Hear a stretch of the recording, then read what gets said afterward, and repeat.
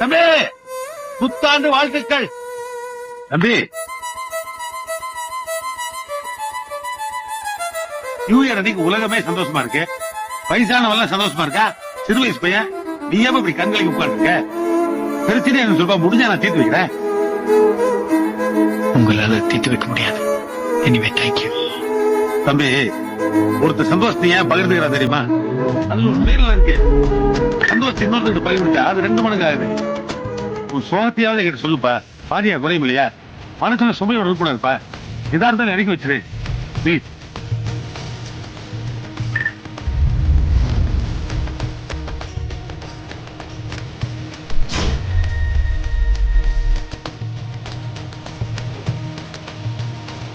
நீ மற்றவங்களுடைய சந்தோஷத்தை அவங்களுடைய காதலியை தியாகம் பண்ணியப்பா.